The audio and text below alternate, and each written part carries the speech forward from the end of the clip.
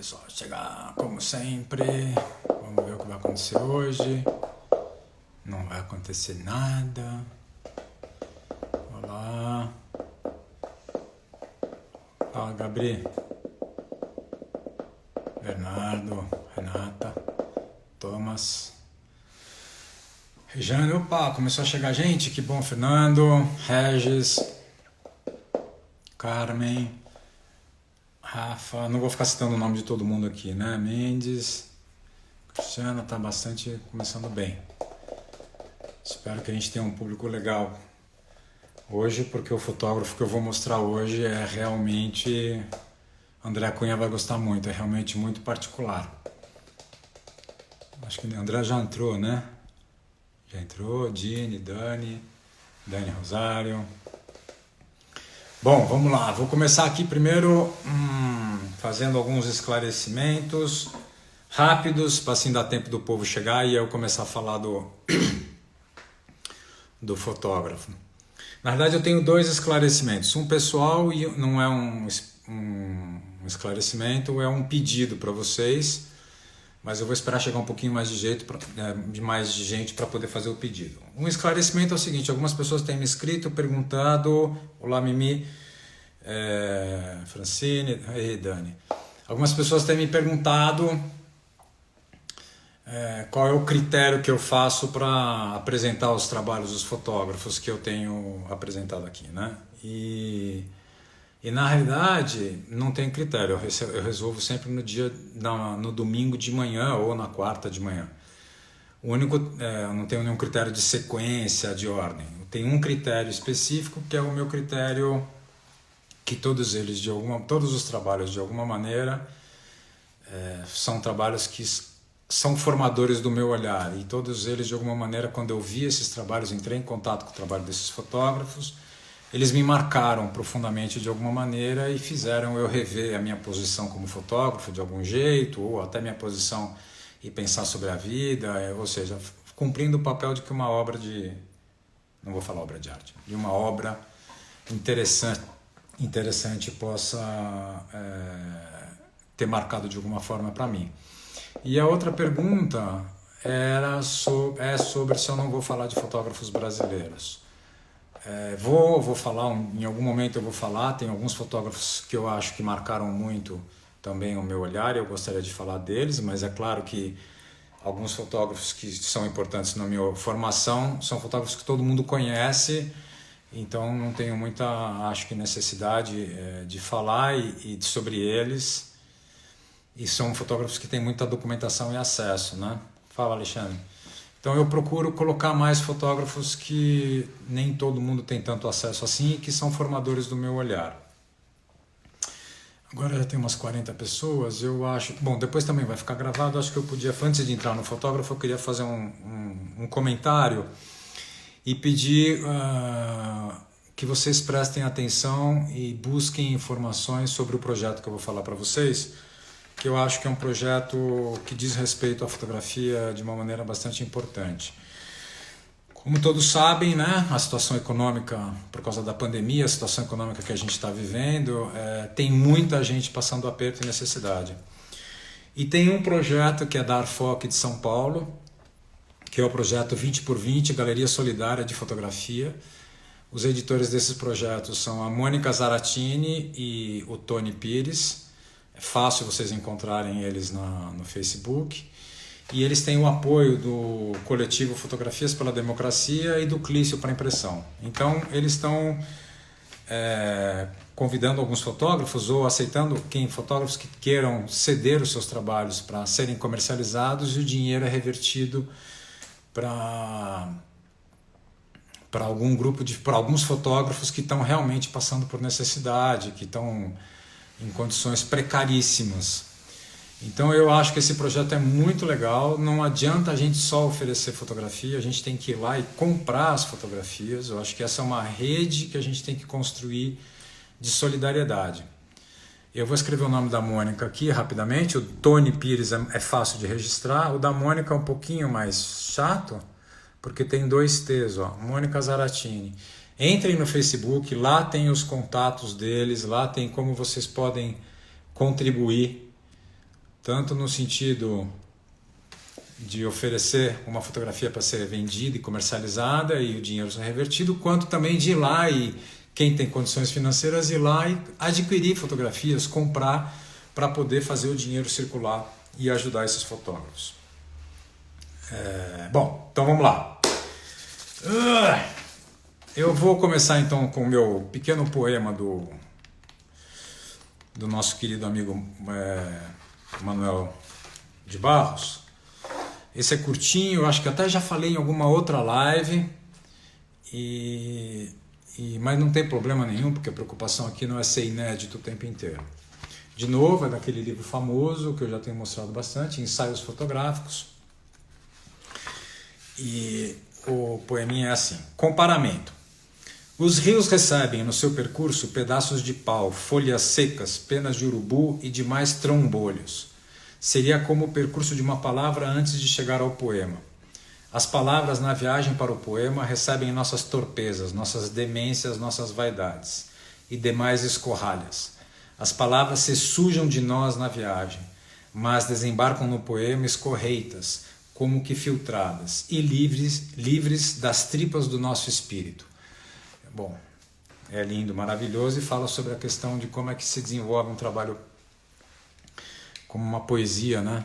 É construída segundo a perspectiva do Manuel. E eu pensei nesse poema porque eu acho que a gente vai ver um trabalho de um fotógrafo chamado Dave Heath. Eu vou anotar e escrever aqui para vocês. Dave Heath. Pau. Tá aí. Eu vou tentar agora também fixar o nome dele, porque assim vocês podem... Dave Heath. Fixar. Muito bem. O Dave, eu vou hoje pegar aqui um caderninho que eu fiz uma série de anotações, porque tem uma série de coisas que eu quero falar e eu não vou guardar de cabeça, então eu tenho esse bloquinho, esse caderno de anotações. Ele nasce em 1931, ele é americano, nasce em 1931 e ele vai morrer em 2016. Ele nasce nos Estados Unidos, mas ele vai falecer no Canadá, porque em 1970 ele muda para o Canadá e se fixa para o resto da vida lá.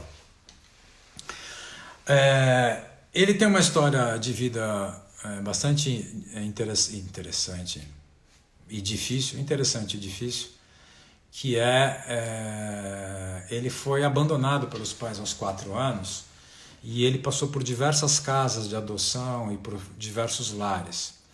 E quando ele tinha 16 anos, num desses lares que ele estava, uma pessoa, acho que um parente dos pais adotivos, deu uma câmera para ele e ele começa então a se interessar por fotografia aos 16 anos. E aí ele começa a pesquisar a fotografia. Com 16 anos, ele começa a ir atrás, entender, ele começa a descobrir o que era fotografia e ele vai se apaixonar pelo trabalho do Eugene Smith, fotojornalista conhecido e famoso na história da fotografia. Quem não conhece, por favor, corre e vai atrás, porque é importantíssimo. Foi ele que fez aquele trabalho sobre Minamata, e ele tem um trabalho também muito particular sobre Pittsburgh, e também um trabalho maravilhoso sobre os encontros de jazz que tinham na casa dele. Bom, enfim, ele é um grande fotojornalista. Ele se identifica com o trabalho do Eugene Smith e ele tenta inicialmente começar uma carreira como fotojornalista. E ele rapidamente desiste dessa carreira porque ele não consegue se encaixar ao que é o modelo do fotojornalismo. Ele mesmo escreve uma frase que eu vou até pegar aqui, porque realmente eu não vou guardar de cabeça, não adianta, mas que eu acho que é interessante. Ele fala assim, que olhando para trás, né, é uma entrevista que ele deu um pouco antes dele falecer, ele fala assim: olhando para trás, eu não acredito que tinha agressividade para ser um jornalista. Os outros rapazes tinham o impulso necessário, enquanto minha timidez me impedia.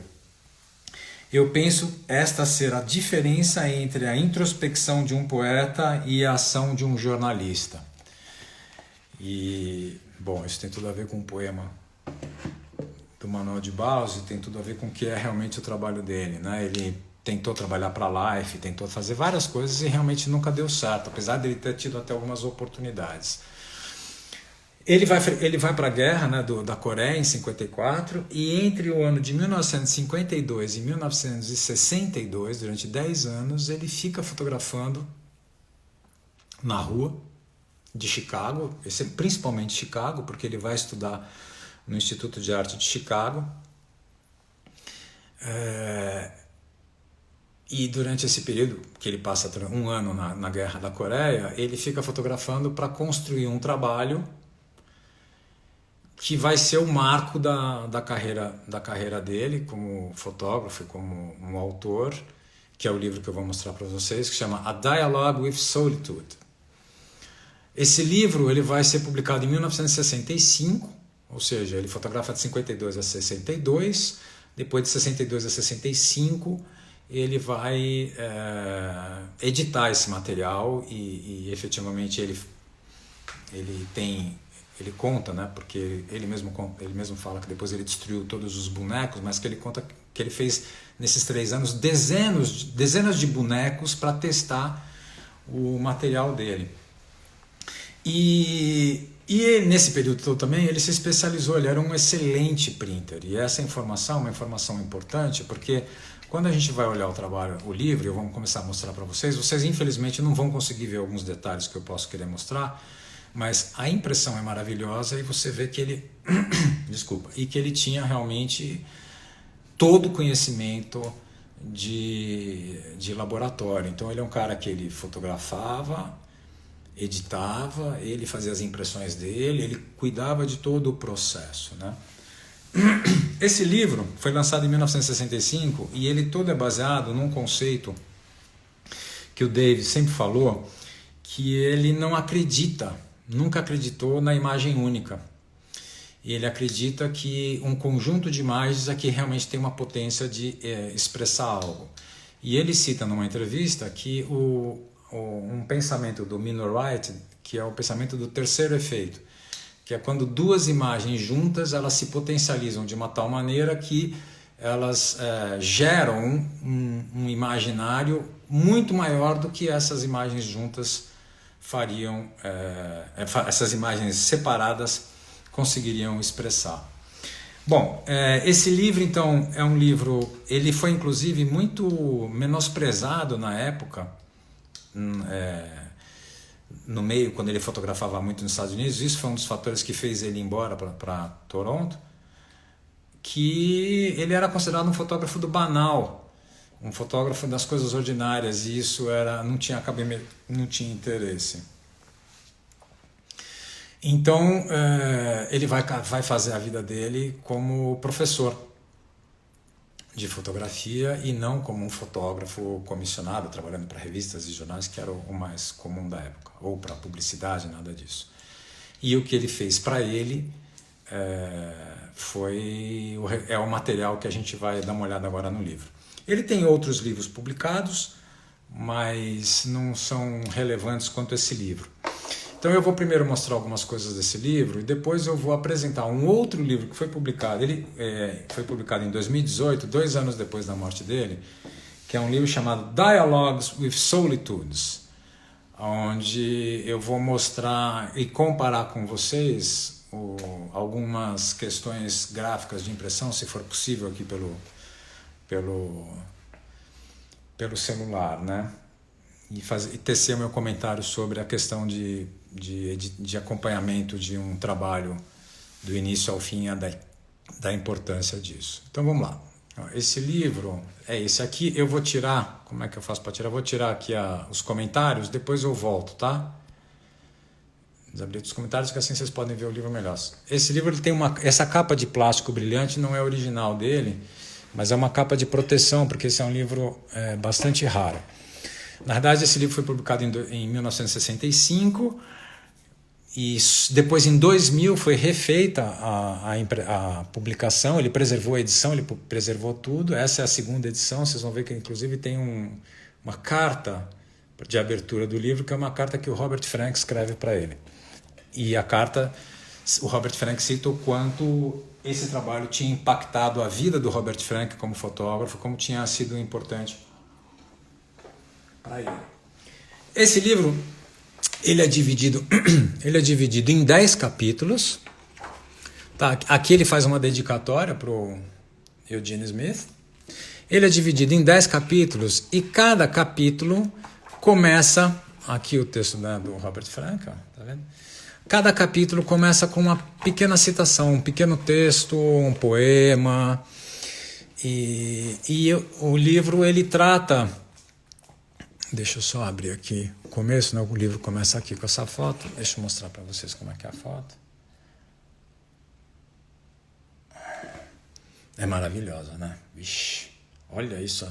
Aqui em cima tem uma cadeira, tá vendo? Bom, então, todo livro, eu vou mostrar para vocês o primeiro capítulo inteiro. Ó. Todo livro começa com um texto. Esse aqui é do William Butler Yeats. Ele começa com um texto. Depois vem as fotografias. Acho que até posso trazer um pouquinho mais perto, né? Esse livro é esse aqui. Que está do lado dessa aqui. Vou colocar um pouquinho mais perto para poder ver melhor.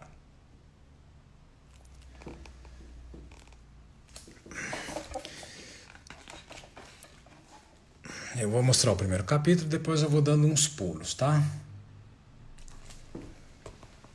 Vou trazer mais perto, porque aí o contraste da câmera aqui, ela consegue se ajustar. A dupla é assim, né? É que, infelizmente não dá para mostrar de um outro jeito aqui para vocês. Tem essa dupla. Tudo, ou quase tudo, fotografia feita na rua. E em bares, em lugares públicos. Bom, aí aqui, esse continua sendo o primeiro capítulo. Os capítulos são meio temáticos, eu já explico para vocês mais ou menos. Aqui vem o segundo capítulo, então agora eu vou dar uma puladinha e vou cair em algumas fotos que eu acho que são... Tem essa foto, que faz dupla com essa foto. É maravilhoso, meu Deus. Então eu vou deixar aqui um pouquinho, só para vocês ficarem contemplando um pouquinho, curtindo um pouquinho, enquanto eu falo quais são os 10 capítulos, né? Porque eu também não tenho de memória todos, quais são os temas que ele diz que ele trata, né? O primeiro capítulo é sobre anarquia, o segundo sobre violência, o terceiro sobre amor, o quarto sobre infância, o quinto sobre velhice, o sexto sobre pobreza, o sétimo sobre guerra, o oitavo sobre raça, o nono sobre juventude e o 10º sobre a morte. Então é como se nós estivéssemos vendo um livro de contos visuais, pequenos contos visuais que juntos contam essa história desse diálogo com a solidão. Essa foto é impressionante, se vocês tivessem condição de ver, talvez dê. O olho da moça está semi-aberto. Aqui, então, é um outro capítulo, que é o capítulo que ele fala sobre a guerra, que são fotografias que ele fez na Coreia. Quer dizer, esse é um capítulo, está vendo? Aqui, no caso, esse capítulo é somente uma fotografia, e depois vem esse capítulo. Esse texto, War is Kind, do Stephen Crane.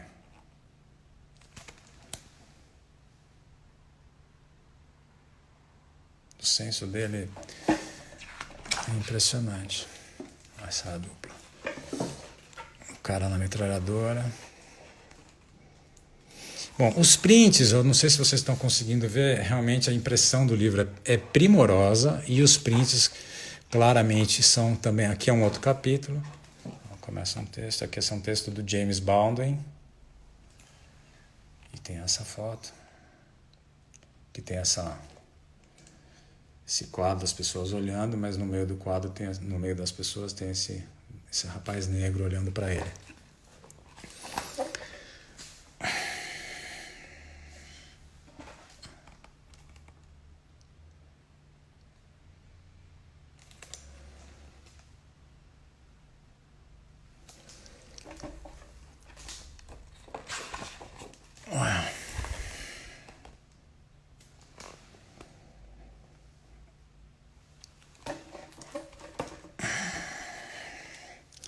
Vou voltar um pouquinho aqui para mim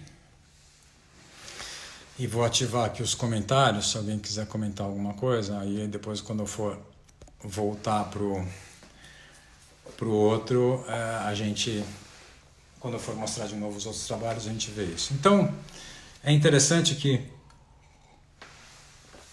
esse trabalho, esse fotógrafo, ele veio ser reconhecido como um fotógrafo importante para a história da fotografia americana, muito depois desse livro. Esse livro foi começar a ganhar notoriedade na década de 80, quando ele já não morava mais nos Estados Unidos. Não tem como sair ileso desse livro. É muito putz, cara, esse livro ele é um... a gente provoca na gente um profundo silêncio quando a gente vê. Realmente é um trabalho impressionante, é um dos livros que eu acho que mais marcaram minha vida, porque realmente é muito forte.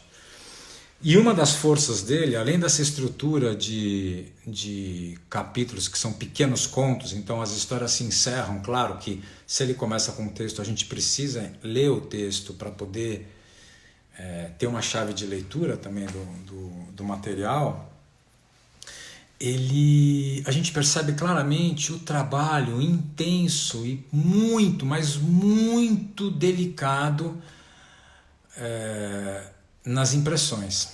As impressões, elas são densas numa medida tão exata que a gente, quando olha para a imagem, entende a imagem inteira, mas se concentra naquilo que ele realmente quer mostrar.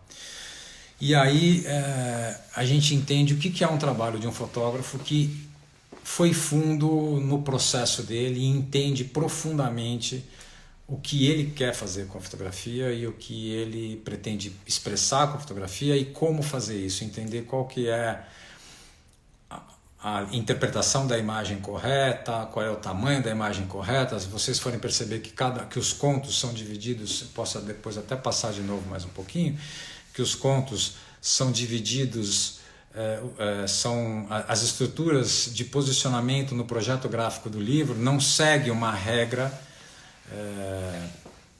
clássica de tudo mais ou menos na mesma posição, ou elas não são aleatórias, mas elas são absolutamente pensadas no peso da relação que uma imagem, a imagem da direita, que é a imagem mais importante, que é a que a gente chama de página recto, que é a página quando você abre um livro, é a página da direita, e a página da esquerda é a página verso.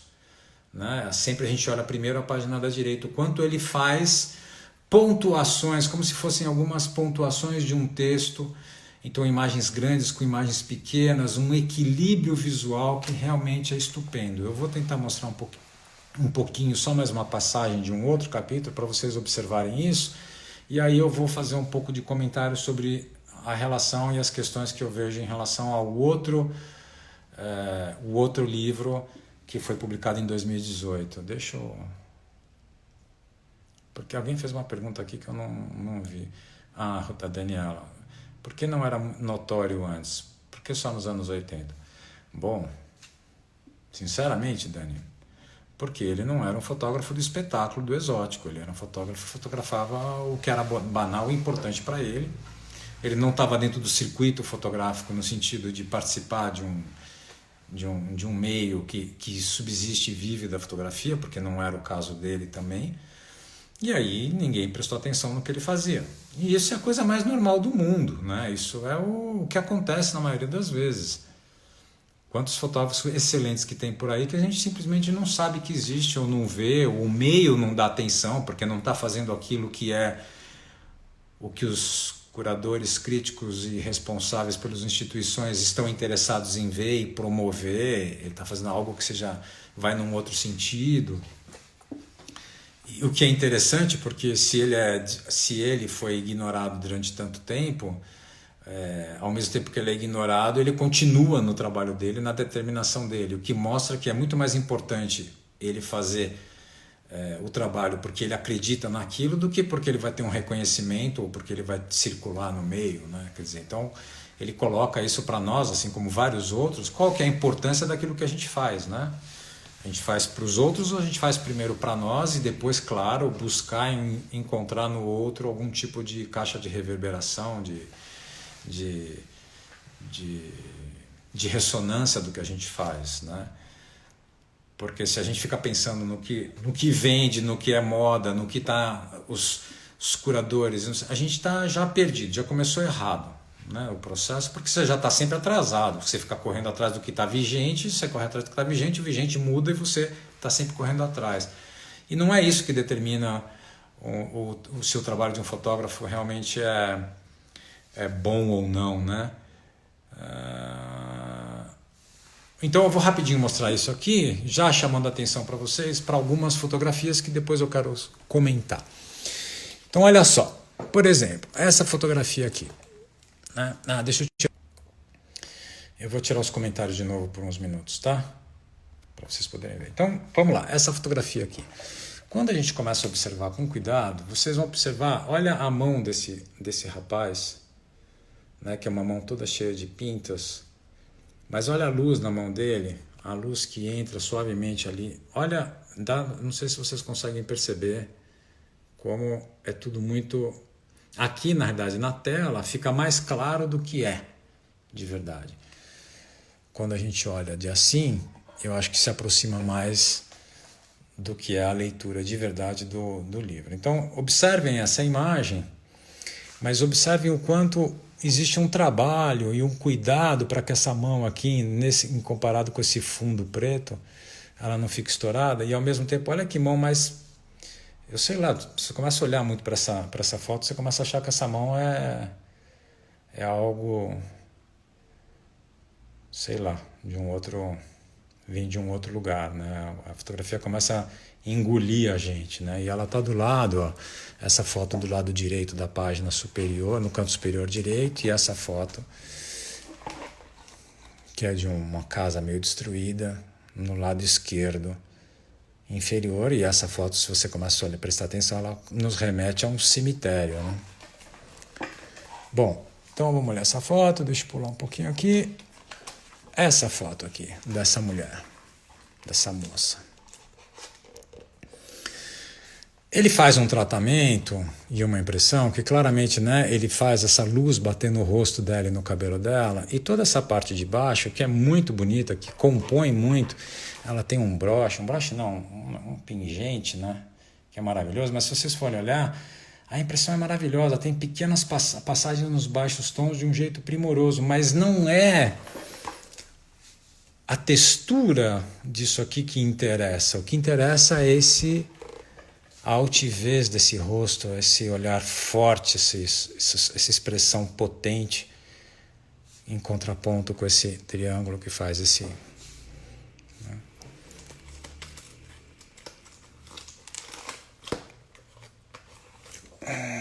E aqui, essa foto que é também um negócio... É primoroso isso. A luz que entra na boca, no olho, no nariz, a luz que entra aqui, né, os recortes, é uma coisa incrível, né? E aí, só mais mostrar essa aqui também, que é uma outra coisa. É muito cena, é muito teatral, né? Tem uma luz muito dramática, uma luz muito teatral. A gente está vendo realmente algo que vem de um outro lugar, né?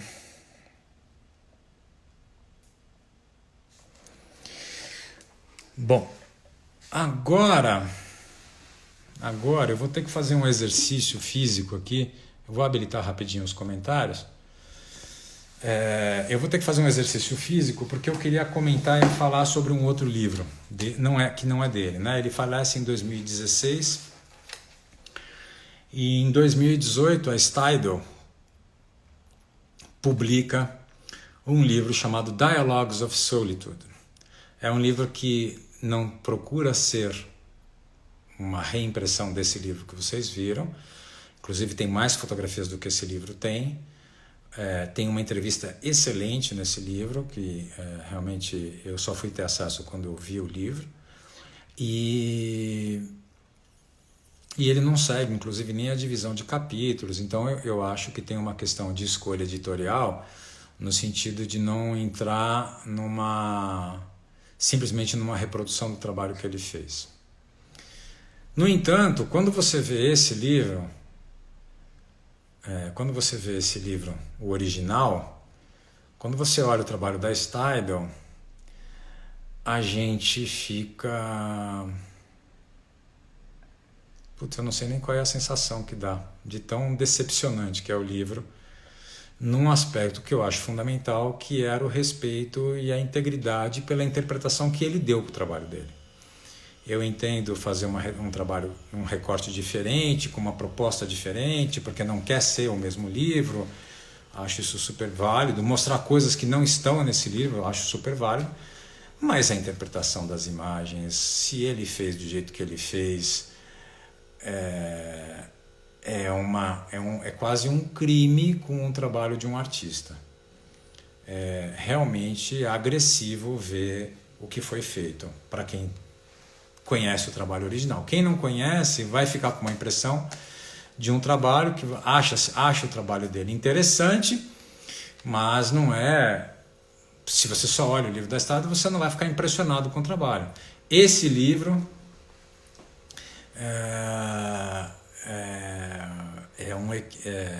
comparado com o original, é realmente um desastre. O Guilherme, eu acho que a Steidl faz um excelente trabalho, mas ela erra muito, viu? Se você for observar, e não sei se você esteve no Instituto Moreira Salles na exposição do Robert Frank, e você observasse os prints do Robert Frank, as edições anteriores do The Americans, e olhar a edição que a Steidl fez para o Instituto Moreira Salles, é um verdadeiro assassinato nas fotografias do Robert Frank. É um verdadeiro assassinato, é um horror o que foi feito. Um dia a gente até pode fazer uma live só mostrando isso. Bom, então eu vou mostrar rapidamente a foto do livro original e aí eu mostro a foto do livro que a Steidl fez e vou tentar ver se a gente consegue perceber o que eu estou tentando mostrar para vocês aqui. Deixa eu desabilitar. Então eu vou lá, vou pegar essa primeira fotografia aqui, eu tenho que agora ir buscando, né, as fotografias. Eu vou deixar ela aqui um pouco aberta para vocês verem. Será que vai ficar aberta? Acho que vai. Deixa eu colocar aqui um jeitinho para que fique. Pronto, assim eu acho que vai ficar. Se não ficar, eu deixo agora achar essa foto no livro. Tá aqui. Então veja o detalhe da mão, a riqueza dessa mão, né? Eu posso até mostrar de novo para vocês. A riqueza que essa mão tem. E aí eu vou mostrar o que o Steidl fez. Tá aqui, ó. Olha essa mão. Olha isso, como é que essa mão é estourada. Como ela chama muito mais atenção do que o rosto. É que aqui, infelizmente, vocês não vão conseguir ter essa percepção tão clara. Mas se olhar à distância, essa é a impressão. Prestem atenção aqui na mão. E depois, quando vocês olharem a outra, dá para perceber, né? Ó.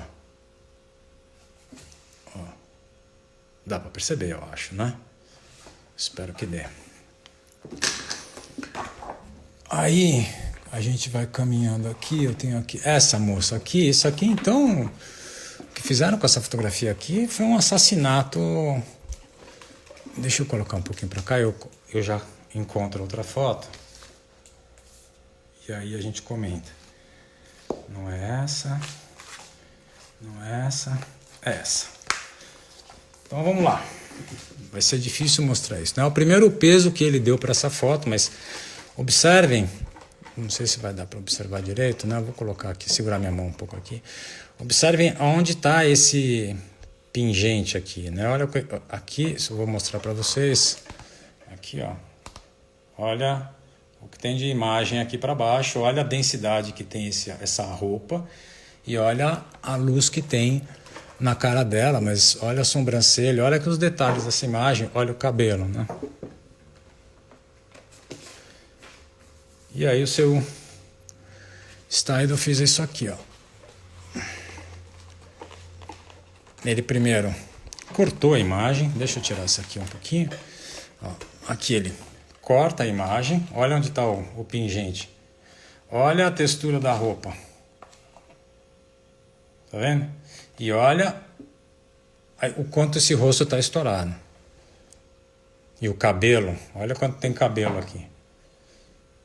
Se a gente volta naquela, a gente entende o que ele quer, né? Olha isso aqui. Aqui tem uma sombra que ele anula um pouco esse lado para que essa sombra não ganhe evidência. Foi exatamente o que o Steidl fez. Ele deu evidência para a sombra. Ele corta a imagem. Ele dá evidência para a textura da roupa, que não é o que interessa para ele na imagem. O cabelo dela, ele realça, né? Aí, mas esta fotografia aqui, que é também estupenda. Deixa eu ver se eu seguro um pouquinho. Assim. Não é o melhor jeito de ver essas coisas, mas fazer o quê, né?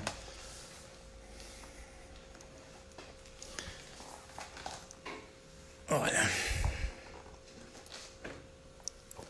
Percebam de novo a roupa, a profundidade do rosto dele aqui, né? Ó.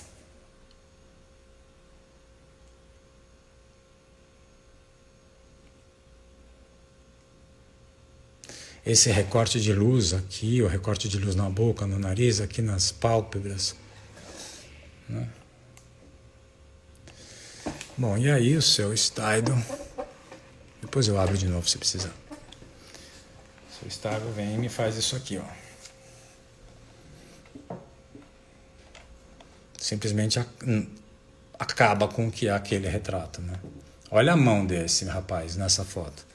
Olha como duas interpretações totalmente diferentes mudam o sentido total dessa imagem, né?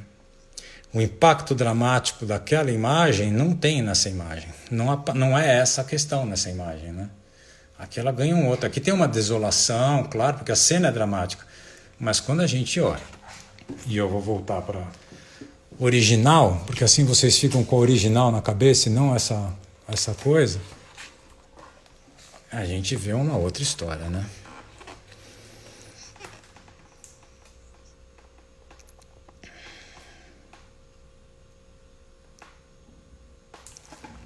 E para completar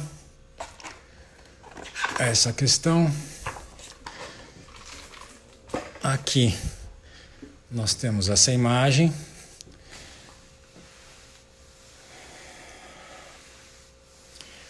Onde claramente, né, ele na hora de fazer a interpretação da imagem no laboratório, ele cria essa diagonal de fundo de luz, que é a diagonal de luz que recorta aqui o rosto dela. Ele realça esse lado do rosto, o outro lado é bem mais escuro. Ele realça o gesto da mão, ele realça essa caneca. Aí tem uma triangulação aqui impressionante, que é a triangulação que tem no fundo também. A carga dramática, a gente parece que está vendo uma cena de teatro, né?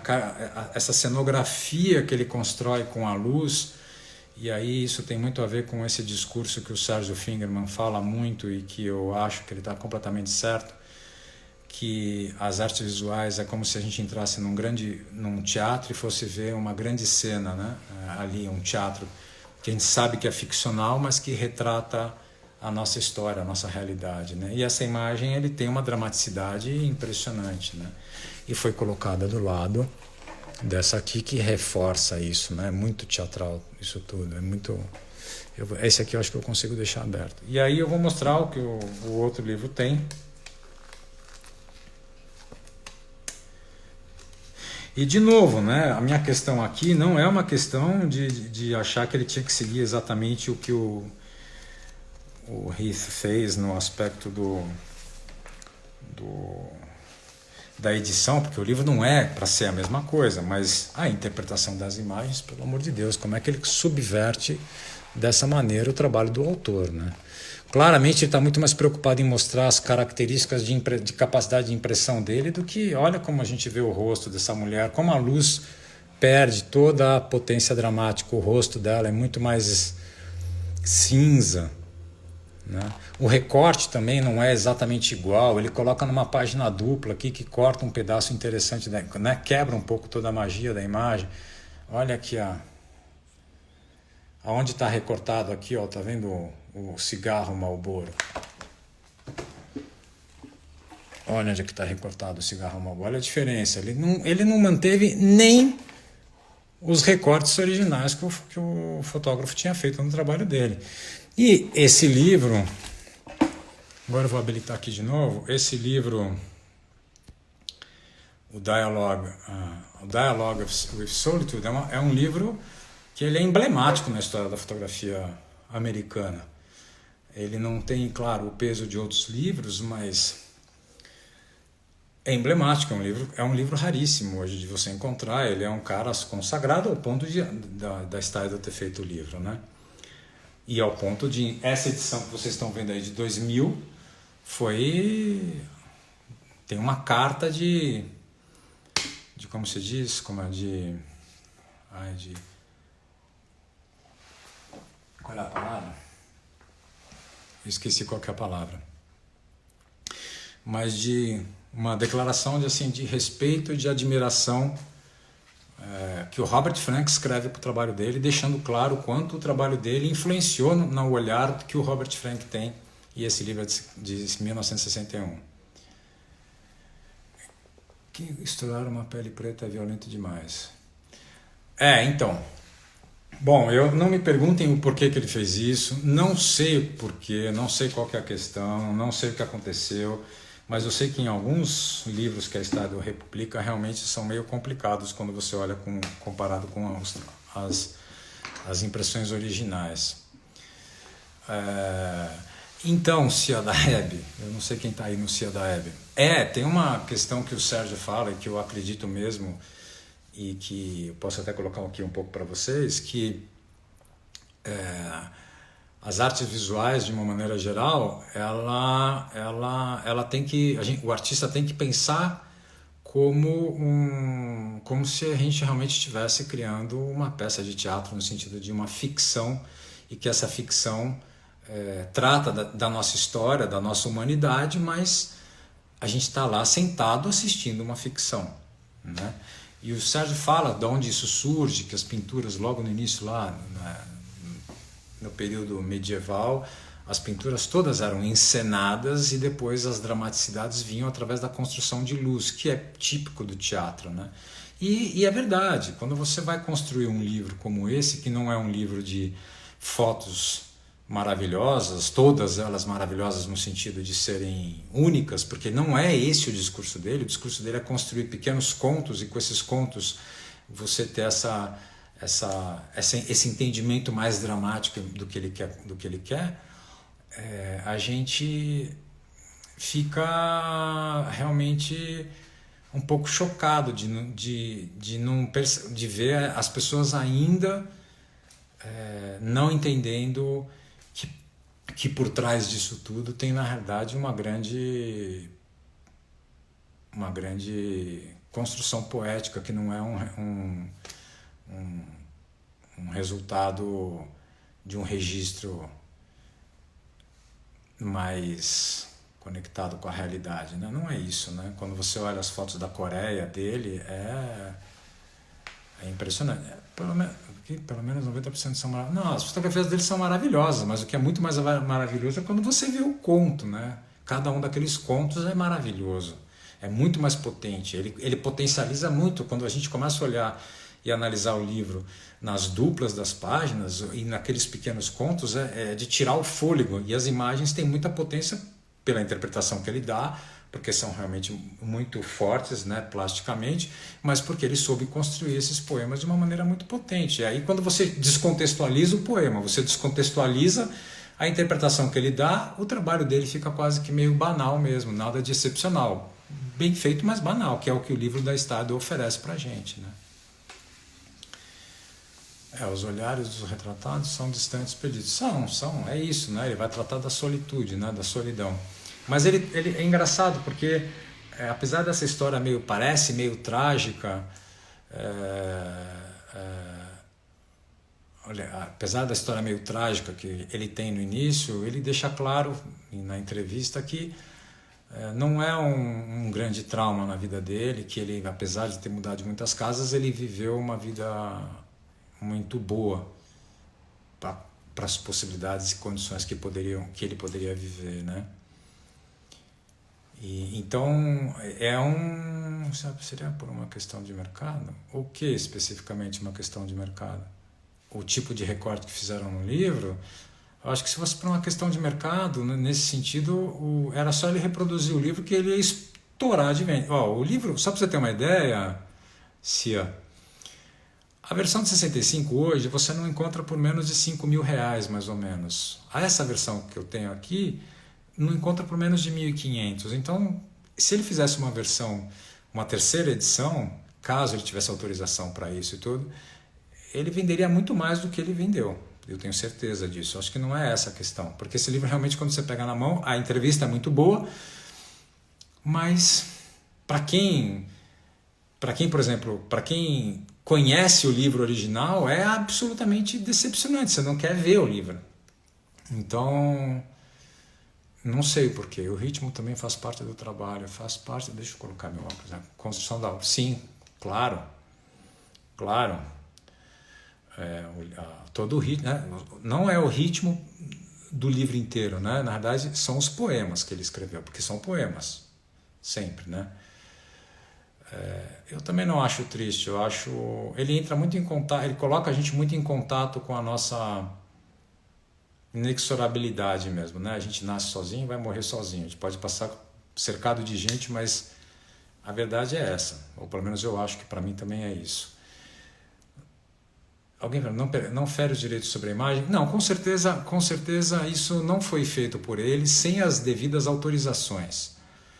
Eu não sei porquê, como foi, eu não sei. Eu sei que o resultado, eu não estou olhando o processo da conexão. Caiu não, teve uma pausa. Com certeza ele não fez esse livro de louco de pegar esse material e sair fazendo. A autorização para isso ele tem. Qual é essa autorização? Como é que foi feita? Quem escolheu? Por que fez desse jeito? Eu não consigo entender. Claramente eu vejo que nesse livro a preocupação que eu tenho, a sensação muito forte, é uma preocupação muito mais em mostrar as potências da técnica de impressão que eles têm lá na Stidle do que efetivamente respeitar a interpretação que foi dada, né? E é interessante porque esse livro, o Dialogues with Solitude, eu vou dar mais uma última passada rapidinho em alguma coisa. A impressão é maravilhosa, porque eu consegui essas passagens essas passagens em tons de baixa luz, como ele conseguiu aqui nessa impressão, não é para qualquer gráfica, não. Eu vou só mostrar mais alguma coisinha para vocês, e aí a gente vê os últimos comentários e podemos começar encerrando, né? Então, deixa eu ver. Veja, tem uma foto aqui que eu quero passar. Porque olha aqui, se você for olhar, quem entende um pouco de impressão, o livro é um papel bem brilhante, eu até vejo que mesmo aqui vocês me veem, né, um reflexo meu, mesmo aqui na baixa luz, a gente tem passagens maravilhosas. Aqui, se vocês forem olhar o livro, aqui, que provavelmente aí não vai dar para ver nada, aqui tem informação da imagem. Eu vou exagerar para vocês poderem ver, tá vendo? Aqui também, no meio aqui. Então é um livro que foi feito, é de um preciosismo. Deixa eu ir aqui para o final, que eu acho que tem uma foto no final do livro. Tem uma foto no final que é realmente de doer. Vou mostrando aqui um pouquinho, né? Mais um pouquinho, só uma degustação. Porque essas lives, o que dá para fazer é essa foto que para mim, essa dupla. Essa dupla, você quando virar, vou virar aqui a página. Você vem disso, né? É um começo de poema. Você vem disso. Aí quando você sai disso aqui, você cai nessa imagem, que é impressionante, né? E ela dialoga com essa imagem, que é outra coisa absurda.